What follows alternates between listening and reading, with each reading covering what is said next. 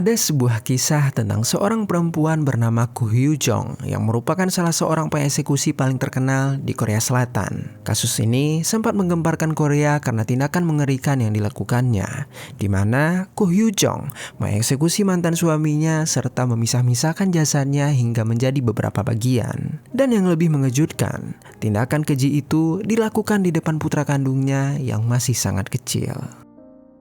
Bagaimana cerita lengkap dari kasus ini dan apa motif si pelaku terhadap tindakan mengerikan tersebut? Jadi, beginilah kisah di baliknya. Koo Hyun-jong merupakan penduduk asli asal Pulau Jeju yang lahir pada tahun 1983. Di pulau itu ia bersekolah dari SD sampai berkuliah. Pulau Jeju telah menjadi rumah bagi Koo Hyun-jong. Ia menjalani kehidupan normal di sana selama bertahun-tahun.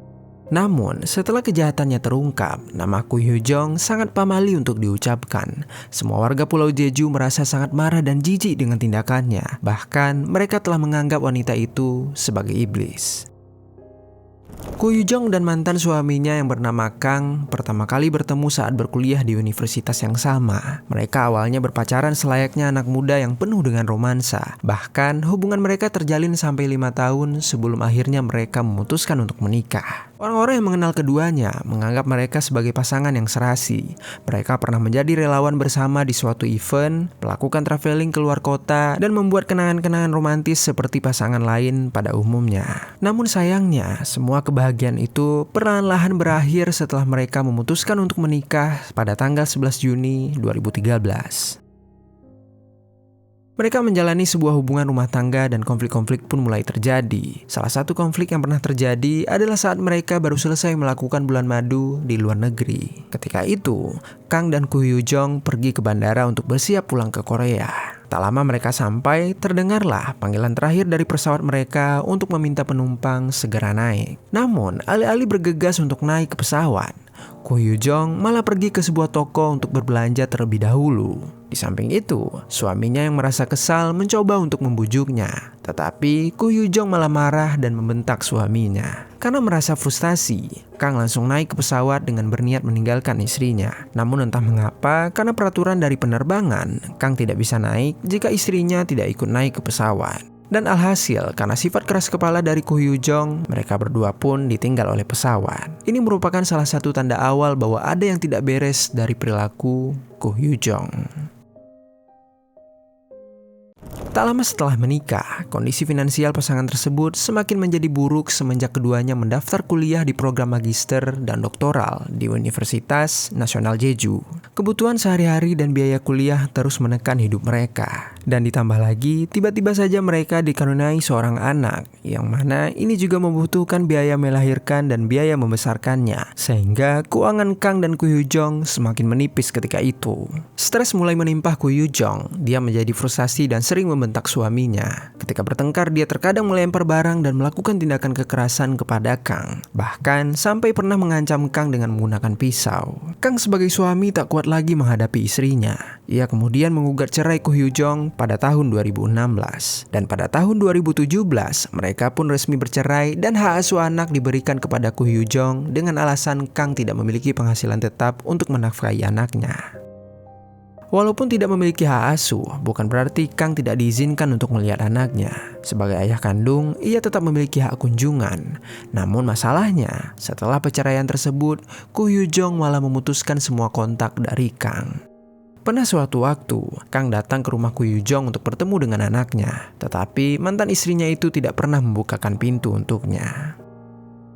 2 tahun berlalu, Kang tidak pernah bertemu lagi dengan anaknya. Namun Kang tidak menyerah. Ia kemudian mengambil tindakan hukum dengan mengajukan gugatan keluarga dan menuduh Koo Hyun-jong telah melanggar hak kunjungannya. Selama pertarungan hukum tersebut, Koo Hyun-jong dikenakan denda karena ia tidak pernah muncul dalam 3 persidangan. Di sisi lain, Kang semakin menjadi khawatir setelah mengetahui kalau Koo Hyun-jong telah menikah lagi. Ia terus memikirkan putranya yang mungkin telah mengalami kekerasan dalam rumah tangga baru ibunya. Hal ini karena mengingat sifat tidak stabil yang dialami oleh Koo Hyun-jong. Akhirnya setelah gugatan tersebut selesai, pengadilan memutuskan untuk mewajibkan Ko Hyun-jong mempertemukan putranya dengan Kang setidaknya 2 kali dalam sebulan. Jika tidak, ia akan dikenakan denda yang lebih besar. Putusan tersebut masih tidak dapat diterima oleh Ko Hyun-jong. Sehingga karena tidak punya pilihan lain, Ko Hyun-jong akhirnya terpikir untuk merencanakan sesuatu yang sangat mengerikan terhadap mantan suaminya itu.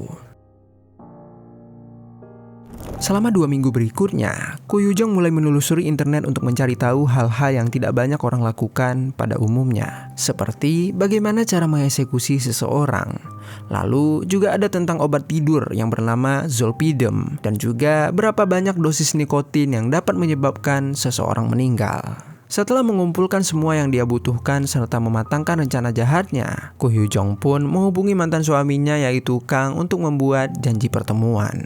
Ko Hyun-jong menyarankan untuk bertemu di sebuah penginapan pensiunan yang memiliki tempat bermain, sehingga nanti Kang bisa sekalian menghabiskan waktu dengan putra mereka. Kang yang mendapatkan kabar itu tentunya merasa senang dan lega. Ia akhirnya bisa bertemu lagi dengan putranya yang berusia 5 tahun setelah sekian lama. Pada tanggal 25 Mei 2019, Kang bertemu dengan Ko Hyun-jong dan juga anak mereka. Mereka bersama-sama menuju ke sebuah penginapan pensiunan di daerah Jeonnam, Jeju yang sebelumnya telah dipesan oleh Ko Hyun-jong. Kang dengan perasaan bahagia memasuki rumah itu sambil menggandeng anaknya. Kang sama sekali tidak menyadari bahwa tempat itu akan menjadi saksi sebagai tempat terakhir kali ia terlihat hidup. Di malam yang tenang di hari itu, Ko Hyun-jong menyiapkan makan malam untuk mereka. Menu utamanya adalah sup kari. Saat sendirian memasak di dapur, Ko Hyun-jong memasukkan beberapa pil zolpidem ke dalam sup kari yang akan diberikannya kepada Kang. Alasan ia memilih sup kari adalah karena aroma dan rasa sup kari itu dapat menutupi rasa pahit dari obat tidur yang dimasukkannya. Kang yang tak menyadarinya kemudian memakan sup kari dan setelah obatnya bereaksi, Kang pun akhirnya tertidur dengan lelap.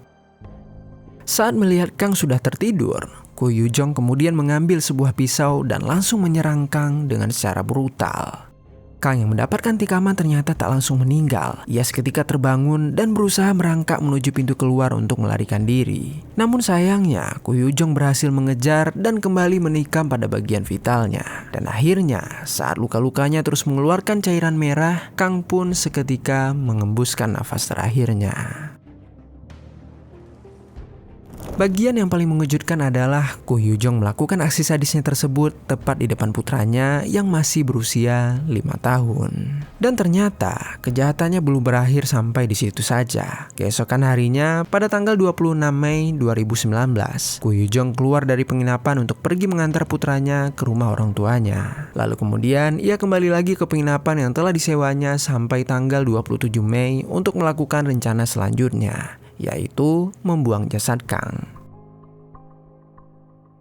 Ko Hyun-jong kemudian mengambil perlengkapan yang telah disiapkan, di mana 2 hari sebelum kejadian, tepat pada tanggal 22 Mei, ia ternyata telah membeli beberapa perlengkapan di sebuah supermarket lokal. Perlengkapan itu seperti alat-alat pemotong, pemutih, sarung tangan karet, selotip, dan beberapa barang lainnya. Lalu di tanggal 26 Mei sekitar pukul 12.30 siang, Ko Hyun-jong mulai memisah-misahkan tubuh Kang. Tanpa rasa jijik sedikit pun, Ko Hyun-jong mengupas daging dari tulang-tulang di beberapa bagian hingga menyisakan kerangka saja.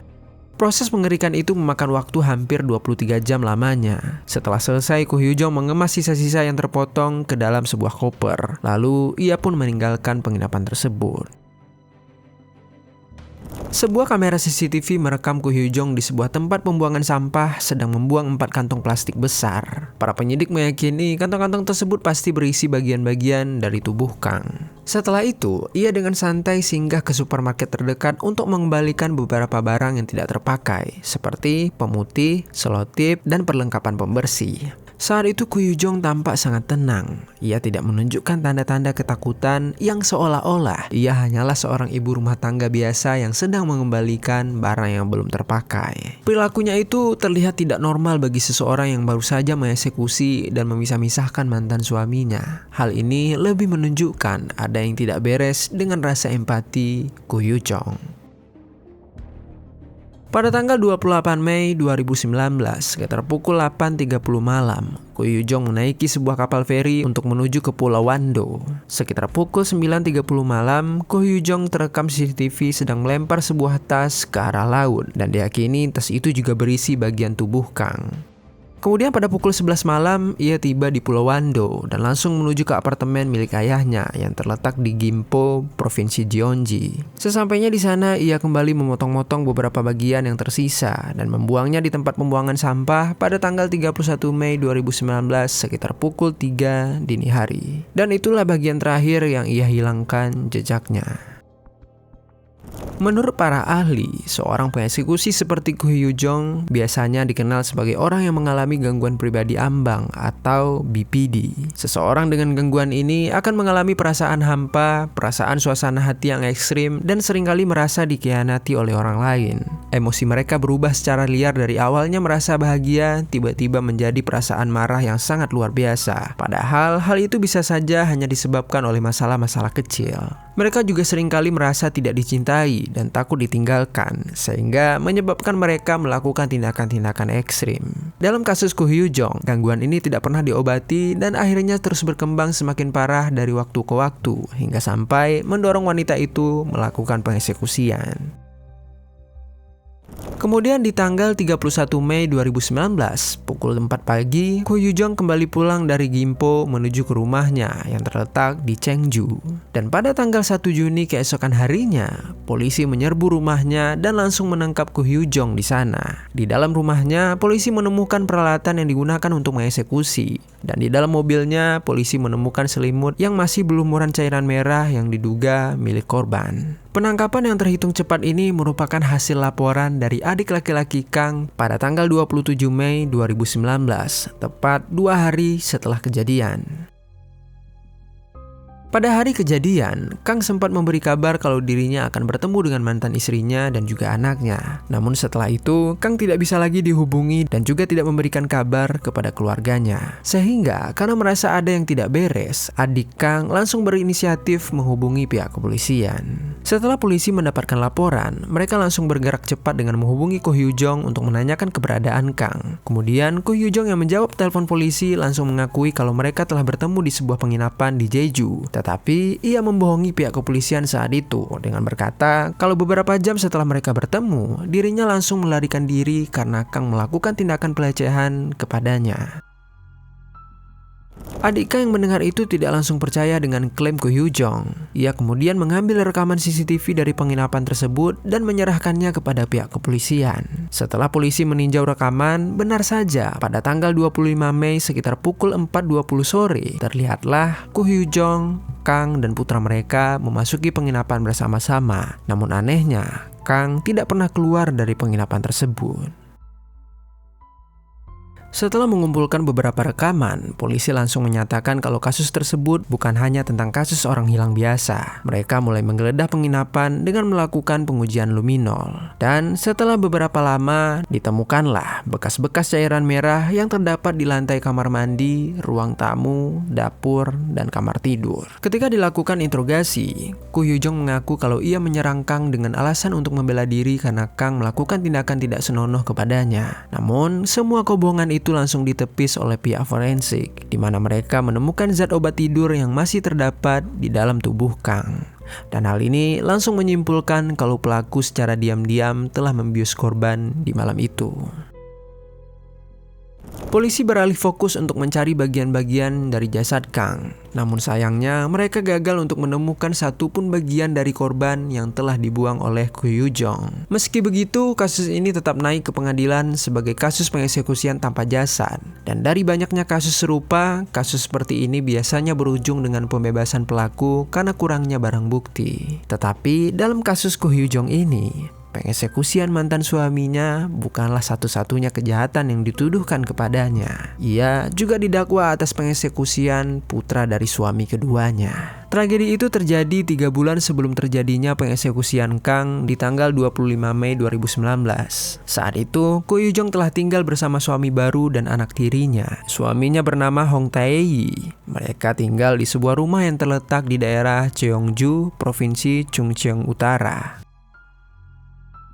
Lalu pada suatu hari, kejadian tak terduga tiba-tiba terjadi, di mana putra mereka yang masih kecil ditemukan meninggal dunia karena sesak nafas. Awalnya, polisi mencurigai Hong sebagai ayah karena dirinya lah yang tidur terakhir kali di samping sang putra. Namun, setelah mendapatkan berita tentang kasus Ko Hyu Jong, Hong langsung membuat pengaduan ke polisi kalau Ko Hyu Jong lah yang telah mengeksekusi putranya. Hong menjelaskan, sebelum ia tertidur lelap bersama putranya, mereka sempat memakan sup kari yang telah dibuat oleh Ko Hyu Jong. Dan ia juga berspekulasi kalau setelah mereka tidur, Ko Hyu Jong mencengkram putranya hingga sampai meninggal dunia. Tetapi sangat disayangkan karena tidak ditemukannya bukti yang kuat, tuduhan Hong tersebut tidak diakui oleh pengadilan.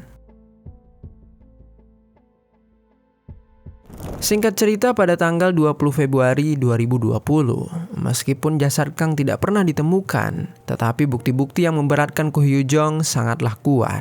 Akhirnya, dalam persidangan pertama, Ko Hyu Jong dijatuhi hukuman penjara seumur hidup atas kejahatan pengeksekusian, mutilasi, dan penyembunyian jasad. Kasusnya terus berlanjut ke persidangan kedua, di mana jaksa penuntut berpendapat kalau hukuman penjara seumur hidup terlalu ringan bagi pelaku. Mereka terus mendorong agar pelaku mendapatkan hukuman eksekusi. Jaksa bahkan saat itu membuat permohonan yang penuh emosional dan air mata. Tetapi pengadilan tetap memberlakukan hukuman penjara seumur hidup kepada pelaku. Sampai hari ini, orang-orang di Korea masih membicarakan kasus Ko Hyu Jong. Salah satu misteri besar yang masih ada adalah bagaimana pelaku berhasil menyingkirkan tubuh Kang hingga sampai tidak ada jejak satupun yang berhasil ditemukan.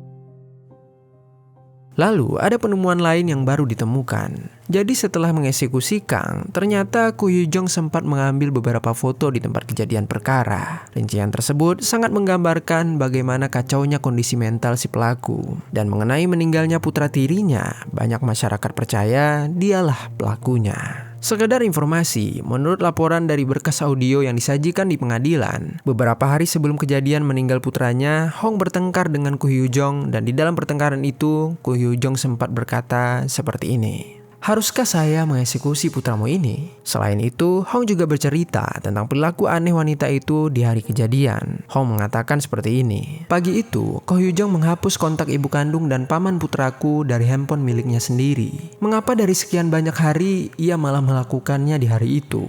Dan setelah putraku meninggal, Ko Hyu Jong juga menelpon ibunya sendiri dengan berkata seperti ini. Jangan terlalu bersedih Bu, dia bukan putra kandungku. Seperti itulah kira-kira cerita dari Hong.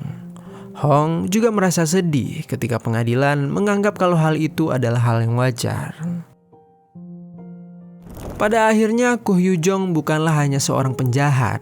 Dia juga merupakan iblis yang berbentuk dalam wujud manusia. Mari kita berikan belasungkawa yang sedalam-dalamnya kepada Kang dan juga kepada orang-orang yang terkena dampak pada tragedi ini. Semoga mereka dapat beristirahat dengan tenang dan semoga keadilan terus ditegakkan untuk mereka yang tidak bersalah.